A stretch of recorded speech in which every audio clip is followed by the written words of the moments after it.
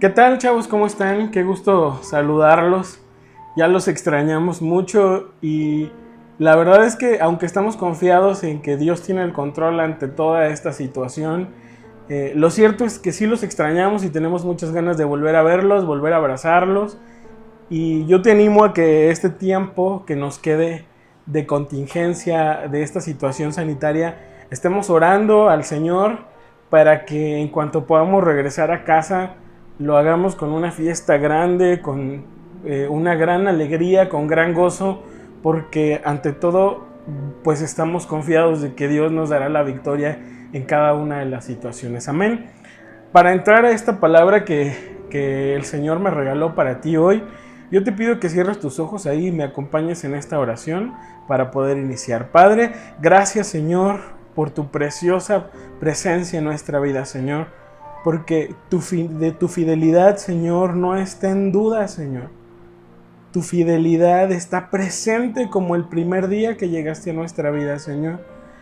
Y yo te pido, Dios, que esta tarde abras mi corazón, Señor, para recibir de ti ese mensaje que tú quieras hablar, Señor, y que al mismo tiempo en cada hogar, en cada lugar donde este video será reproducido, Señor, que tu Espíritu Santo, Señor, prepare los corazones que han de escuchar tu palabra. Yo reconozco, Señor, que toda sabiduría humana que yo pueda tener es basura, Señor, comparado con los tesoros que hay en tu palabra, Señor. Por eso renuncio a todo lo que se pueda llegar a hablar este día y que no sea inspirado por ti. Yo te pido que lo que se hable en este video, Señor, sea de edificación, sea de instrucción, de enseñanza, Señor, de amor para tus hijos, Señor. Porque yo reconozco que esta generación es una generación que se ha caracterizado por estar en tus planes, Señor, porque es la iglesia del futuro, Señor. Abre sus corazones hoy y que ellos puedan recibir este mensaje tal como tú lo has diseñado en el cielo, Señor. En el nombre de Jesús, amén. Amén. Sabes, quiero iniciar con una anécdota que quiero compartir contigo. Y es que seguramente ahorita que estás encerrado en casa, pues ha de ser difícil llevar tus actividades académicas en línea, porque la verdad es que no valoramos lo que tenemos en la escuela hasta que lo perdemos, ¿verdad? Y justo hoy estaba reflexionando un poco sobre mi etapa de estudiante y pensando un poco en lo difícil que debe ser estos días para ti. Y recordé una anécdota que yo disfruté mucho y fue una visita guiada que yo tuve a una empresa cuando estaba en la universidad. Resulta que hace algunos años abrieron una convocatoria para poder participar haciendo un cortometraje para una empresa que se dedica a hacer pisos en la zona industrial aquí en San Luis Potosí. Y yo formé un equipo con otros amigos y pues nos inscribimos a este concurso, y entre las actividades que tuvimos a realizar fue grabar todo el proceso de producción de los pisos que ahí se fabricaban, porque de eso se trataba el video que íbamos a realizar, y pude conocer de cerca muchos procesos industriales de cosas que tú y yo conocemos de forma cotidiana, y una de las que más me llamó la atención fue la elaboración del mármol. Efectivamente, el mármol es ese material que a nivel mundial se utiliza incluso en la producción de obras de arte, en la decoración, en la historia.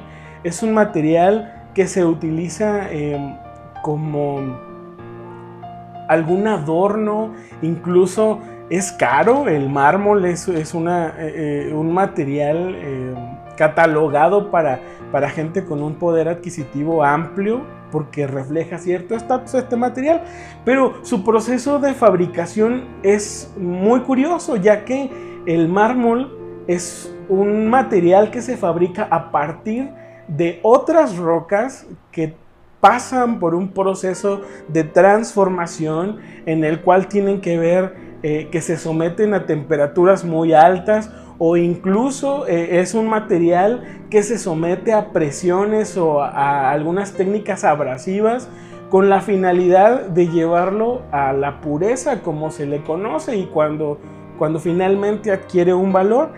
Y este proceso arranca cuando el material, que prácticamente es cantera, es recolectada desde las entrañas de la tierra en algunos lugares donde se detecta que hay un material útil para fabricar el mármol. Y hay algunos lugares que son como cuevas de donde se extrae este material, y una vez que se obtiene de manera bruta, empieza un proceso de transformación. Primero, pues se corta en pedazos más pequeños para que sean manejables. Esto se hace con técnicas que utilizan agua a presión, por ejemplo, y algunos taladros con una potencia muy fuerte, según lo que yo recuerdo, y que lo hacen con la finalidad de obtener trozos que sean más fácil manipulables en todo el proceso industrial. Y después toda esta materia prima empieza a ser pulido y pulido y pulido, incluso a veces con unas lijas súper fuertes, súper abrasivas, súper rasposas, que finalmente hacen que después de mucho tiempo de pasar por el área de pulido, pues tenga un acabado como espejo, que finalmente es la razón que distingue a este material y que lo hace tan apreciado, o que lo hace tan valorado tanto en el mundo del arte como la decoración e incluso en la construcción. Hay lijas muy gruesas que su finalidad es perfeccionar la superficie, y finalmente se corta en trozos que sean comercialmente buenos o manejables, o que sean medidas estándar, se empaqueta y finalmente es cuando llega a la comercialización, no solo en el lugar de origen, sino muchas veces es un material que se exporta. Pero este proceso a mí me llamaba mucho la atención porque yo recordaba que tú y yo, la palabra declara que tú y yo somos barro en las manos del alfarero. Y esta puede ser una metáfora, esto puede ser una comparación muy simbólica de cómo es nuestro proceso espiritual en las manos de Dios. Ya que cuando tú conociste al Señor, la realidad es que Él nos rescató de esas entrañas oscuras, como es sacado en la materia prima del mármol. Cuando tú y yo fuimos tocados por Dios, cuando tú y yo fuimos elegidos por Él, tú y yo fuimos rescatados desde profundidades muy oscuras. Muchos de nosotros, quizá cuando tú llegaste a los pies de Dios, sentiste que habías tocado fondo. Esa es una expresión muy común. Y el haber tocado fondo significa haber llegado a lo más profundo, a lo más bajo. Cuando de verdad tú sientes que no haya un lugar más bajo donde caer, donde ya no hay respuesta, donde hay solución, pues ese es el lugar donde tú y yo estamos inmersos una vez que el Señor decide con su gracia tocar nuestra vida y empezar un proceso de sanidad de nuestro corazón que arranca con el perdón. Porque el primer regalo que tú y yo recibimos del Señor fue un regalo gratuito, y es ese perdón de nuestros pecados, y lo declara la palabra en el libro de Colosenses capítulo 1 verso 12 y 13. Te lo voy a leer. Dice la palabra: con gozo dando gracias al Padre, que nos hizo aptos para participar de la herencia de los santos en luz, el cual nos ha librado de la potestad de las tinieblas. Y hago un paréntesis aquí, en tinieblas, nuevamente hablando profundidades, entrañas del mundo, y trasladado, dice la palabra, al reino de su Hijo amado. Esa es la declaración que hace la palabra para ti, para mí, que fue cuando el Señor limpió no solamente tu vida, porque cuando el Señor te elige, cuando el Señor te toca, es solamente el comienzo de un proceso más grande que va a ser en ti, y que finalmente va a culminar en que toda tu casa sea limpia en el nombre de Jesús.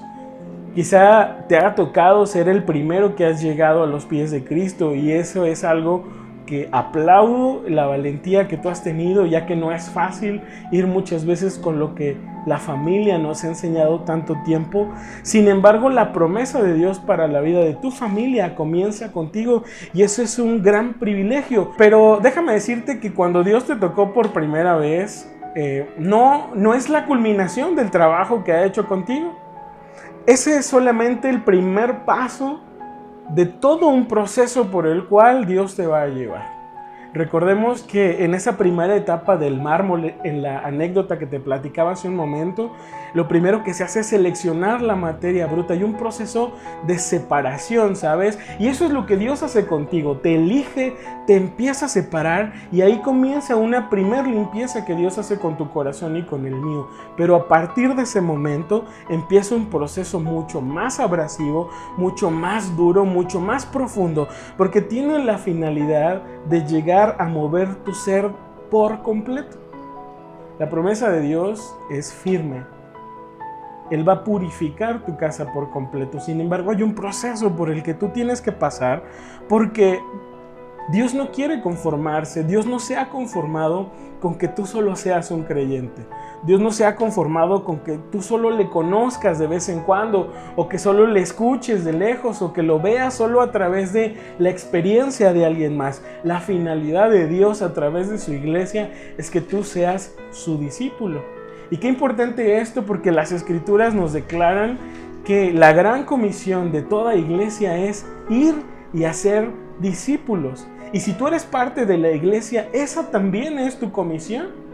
Esa también es la encomienda que Dios ha depositado en ti, que tú vayas y seas capaz de hacer discípulos del Señor. Pero para que esto sea posible, es necesario que tú primero seas discipulado. ¿Pero qué significa ser discipulado? Discipulado significa entrar en un proceso de tal manera que tú seas un seguidor de Cristo. Que cuando la gente voltea a ver tu vida, que cuando la gente escuche lo que hablas, que cuando la gente sienta tu presencia, la gente pueda sentir a Dios a través de ti. Que tu forma de hablar donde quiera que vayas sea la forma de hablar de Dios de la gente. Y es un proceso difícil. ¿Recuerdas esas lijas ásperas, abrasivas, que seguramente lastiman las piedras, lastiman el mármol, le ejercen tal presión? Pero la finalidad, pues, es que tú en ese momento reflejes su gloria en donde quiera que vayas. Pero ¿cómo es que Dios hace esto? Lo primero que Dios hace en nuestra vida es sacarnos del error. Porque tenemos que reconocer que cuando vivimos fuera de su voluntad, fuera de sus parámetros, fuera de sus maneras, tú y yo vivimos sumidos en una vida llena de errores. Y lo primero que hace Dios con tu corazón y con el mío es sacarnos de esos errores. Obviamente es un proceso que se mueve a tiempos diferentes en la vida de cada persona. Pero si de algo tú puedes estar seguro, es que en ese proceso Dios está caminando junto a ti. Porque Él va a hacer que a través de su palabra tú entiendas que esas áreas donde tú necesitas que sea más Jesús a través de ti. No sé si me estoy explicando. Hay áreas en tu vida donde quizá necesitas que sea más el carácter de Jesús, que sea Jesús quien gobierne en tu vida, porque simple y sencillamente pues no has tomado la decisión correcta. Decía Juan el Bautista en Juan 3:30, es necesario que Él crezca y que yo mengüe. Fíjate lo que está diciendo y lo que está declarando Juan el Bautista. Está declarando que para que el propósito de Dios sea cumplido en su vida como en la tuya y en la mía, lo único necesario es que Dios crezca dentro de nosotros. Pero para eso es necesario que nosotros menguemos, dice. Es decir, que nuestro carácter perezca, que nuestra sabiduría perezca, que entendamos que mientras nos aferremos a nuestras propias ideas, sabiduría, conocimiento, Dios no va a poder crecer en nuestro carácter. Y eso es fundamental para que se pueda cumplir esta gran promesa que sigue presente para ti. Pero te digo algo, en esto justamente consiste la vida cristiana. En que tú y yo reconozcamos que cada vez necesitamos más de Él. Porque aún la gente que es más tocada por Dios, aún la gente que lleva muchos años sirviendo en el ministerio, necesita, y estamos viviendo en este mismo proceso, en donde nuestro carácter poco a poco va a ir cediendo para dar lugar a que el carácter de Cristo se establezca en su vida. Y ese carácter de Cristo es al que Pablo se refiere justamente en Gálatas 5, 22 y 23. Si tú tienes chance de buscarlo ahí, acompáñame. Yo te lo voy a leer aquí, ya lo tenía preparado. Dice Gálatas 5, verso 22 y 23. Dice: mas el fruto del Espíritu es amor, gozo, paz, paciencia, benignidad, bondad, fe, mansedumbre, templanza. Contra tales cosas, dice Pablo, no hay ley. Y yo quiero que reflexiones en algo. Cristo, en su calidad humana, porque fue hombre, Él en su vida natural mostró estas 9 cualidades, estos 9 frutos que retrata la palabra. Pero quiero decirte que también es posible que tú puedas manifestar estos 9 frutos en tu vida, siempre y cuando permitas que tu temperamento sea controlado por el Espíritu Santo. Porque si tú te pones a analizar en tu vida personal, lo más seguro es que los errores más grandes que hayas cometido, que los momentos en los que la peor parte de ti sale a flote, tú no hayas tenido la presencia del Espíritu Santo trabajando a través de ti. Lo más seguro es que haya sido tu temperamento propio el que haya tomado el control de esas situaciones. Y sabes, nuestra lucha en la vida cristiana es diaria, justo y primero contra nuestro propio temperamento, contra nuestro propio carácter. Y entonces aquí surgen unas preguntas que son un tanto interesantes y que yo te invito a que tú lo hagas para ti mismo. Y esa pregunta es, primero, ¿qué tan manejable has sido tú al tratamiento de Dios? ¿Qué tanto has permitido que Dios trabaje contigo? O si te has resistido, es un análisis que tú tienes que hacer para ti. Que seas sincero contigo mismo, que te tomes un tiempo con Dios y le preguntes: Dios, muéstrame qué tan manejable he sido delante de ti, qué tan enseñable, Señor. ¿Sabes? Porque muchas veces el error que cometemos como cristianos es ir a la cruz, pero manteniendo nuestra propia sabiduría, nuestro propio conocimiento, nuestras propias formas de resolver problemas, nuestras propias formas de hacer las cosas, nuestro propio lenguaje. Simplemente analiza qué tanto de tu lenguaje es igual a tu vida pasada. Y eso es lo que tú tienes que analizar delante de Dios y ser completamente sincero contigo. Ahora, otra pregunta que yo te invito a que tú te hagas a ti mismo es si los demás pueden ver el carácter de Cristo a través de ti. Yo te aseguro tristemente que la respuesta no será tan positiva como tú crees. Porque yo mismo me he sentado a reflexionar que hay muchos momentos de mi vida y muchas áreas de mi vida donde debía haber hablado diferente, donde debía haber caminado diferente, porque nuestra lucha, como te decía hace un momento, es diario y tú tienes que preguntarte si eso que sucede dentro de ti y que se manifiesta hacia el exterior, incluso hacia las personas que conviven contigo y que quizá no conocen de Dios, tú deberías preguntarte si ellos pueden ver a Cristo a través de ti. Te voy a decir por qué. Porque muchas veces esas personas, lo más cerca que estarán de Dios es a través de tus brazos, a través de tus palabras, a través de tus enseñanzas, ¿sabes? Es ahí donde entendemos que todo esto es un proceso muy doloroso, pero que la mejor garantía es que Dios está con nosotros. Por supuesto que va a doler cuando Dios empiece a romper todas esas cosas en nuestro carácter.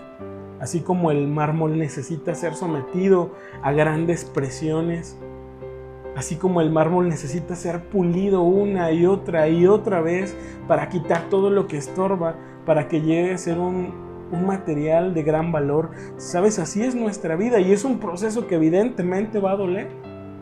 Porque muchas veces las cosas que Dios te va a pedir, las cosas que Dios te va a demandar, muchas de las veces van a ser cosas con las que tú has soñado durante muchos años. Quizás son cosas que tú deseas con todo tu corazón. pero que Dios permite que tú se las entregues para Él poderte dar lo que tiene para ti, y que según la palabra es mucho mejor de lo que tú y yo podemos desear. Pero yo me preguntaría, ¿y por qué Dios tiene ese especial interés en formar nuestro carácter? ¿No te lo has preguntado?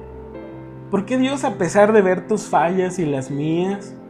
¿Por qué Dios, a pesar de ver a veces nuestra arrogancia, a veces nuestra soberbia o nuestra incredulidad, por qué a pesar de todo eso, Dios sigue teniendo un interés particular en nuestro carácter? Esa respuesta está en 2 de Corintios, capítulo 3, verso 3, y te lo voy a leer. Dice: siendo manifiesto que sois carta de Cristo, expedida por nosotros, escrita no con tinta, sino con el Espíritu del Dios vivo, no en tablas de piedra, sino en tablas de carne del corazón. Te lo voy a repetir. 2 de Corintios, capítulo 3, verso 3.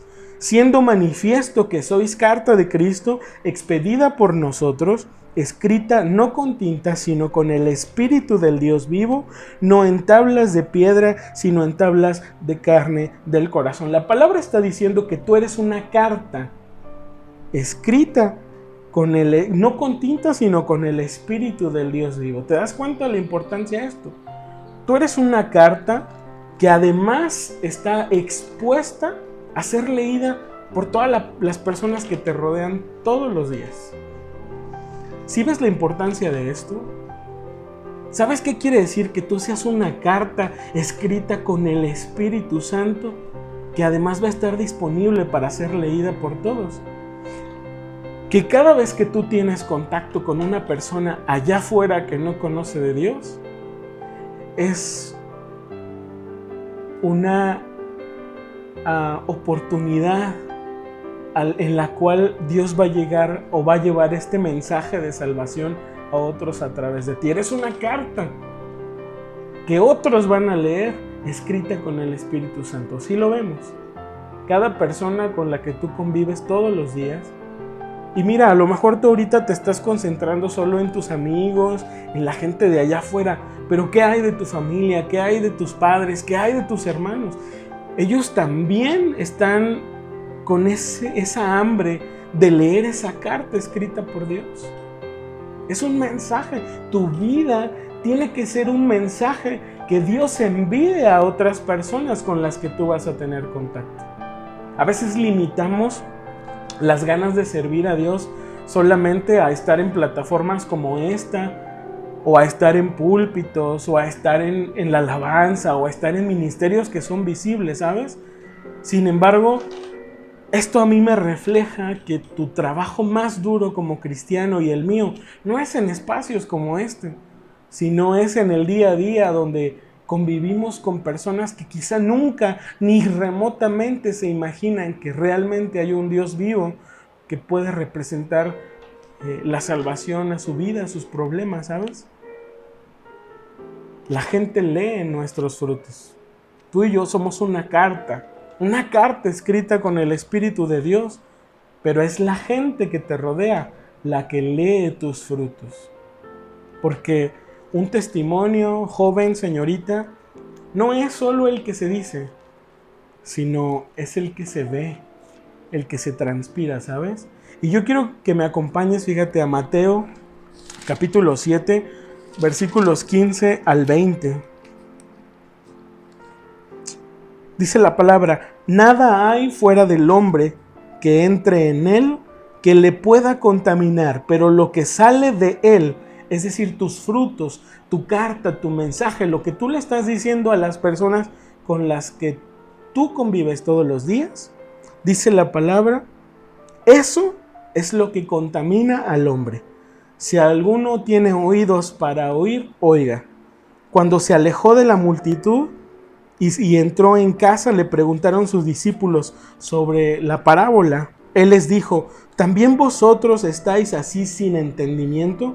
¿No entendéis que todo lo de fuera que entra en el hombre no le puede contaminar, porque no entra en su corazón, sino en el vientre y sale a la letrina? Esto decía haciendo limpios todos los alimentos. Y en el versículo 20 dice: pero decía, que lo que del hombre sale, eso contamina al hombre. ¿Te das cuenta de qué tan importante son tus palabras y tus acciones en nuestra vida de todos los días? A lo mejor en este tiempo en que estamos en una situación que nunca habíamos vivido, a lo mejor todo esto nos lleva a situaciones extremas donde estamos desesperados, aburridos, a punto de volvernos locos. ¿Sabes? A mí estuve a punto también de pasar algo similar. Pero toda esta situación puede ser incluso una forma en la que Dios quiere que tengamos una intimidad diferente con Él. Algo que llama mi atención es cómo las redes sociales, el internet, se ha convertido en una herramienta de bendición, ¿sabes? ¿Cuánta gente que nunca había escuchado una predicación hoy está escuchándolo solo porque alguien tiene el valor y la osadía de compartir la transmisión del servicio de su iglesia local? Y eso es increíble, porque para eso fuimos llamados, para dar las buenas noticias a todo el mundo, a todas las naciones, ¿sabes? Pero tú pregúntate, ¿qué es lo que está leyendo la gente en mí? ¿Qué es lo que lee de ti la gente en tu Facebook, en tus redes sociales? Una persona que nunca ha conocido de Dios, ¿qué es lo que recibe cuando escucha lo que tú publicas? Cuando escucha lo que tú hablas. En la Biblia hay muchos ejemplos de hombres que fueron traicionados por su carácter. Te puedo poner el ejemplo de Saúl, cuando recibió una instrucción muy clara de parte de Dios, y él, en la soberbia de pensar que su sabiduría era mejor que la instrucción de Dios, desobedeció y trajo como consecuencias frutos bastante malos, no solo para él, sino para su descendencia. ¿Sabes? También está el ejemplo de Pedro, cuando su carácter no fue tan firme y lo llevó a negar a Cristo mismo cuando estaba sometido a esta presión. Esos son ejemplos que nos muestra la Biblia de cómo muchas veces nuestro propio carácter nos va a traicionar. Pero también hay ejemplos muy buenos de hombres en los cuales el carácter de Dios obró a través de ellos y tuvo excelentes frutos. Por ejemplo, tenemos el ejemplo de David, que al haberse descubierto su pecado, su única reacción fue humillarse delante de Dios y pedir perdón. ¿Te das cuenta de lo fuerte y lo grande que es esto? Y tengo otro ejemplo también para ti, el ejemplo de Esteban, cuando estaba frente a una muerte inminente. El carácter de misericordia de Cristo, lo único que le llevó fue a interceder por sus verdugos, por los que lo iban a matar. ¿Te das cuenta? Ese es un ejemplo de la transformación tan grande que Dios puede hacer contigo y conmigo. Porque déjame decirte algo, hoy en este día, sin importar cuándo escuches este mensaje, Dios está trabajando con tu carácter. El Espíritu Santo está tratando contigo hoy.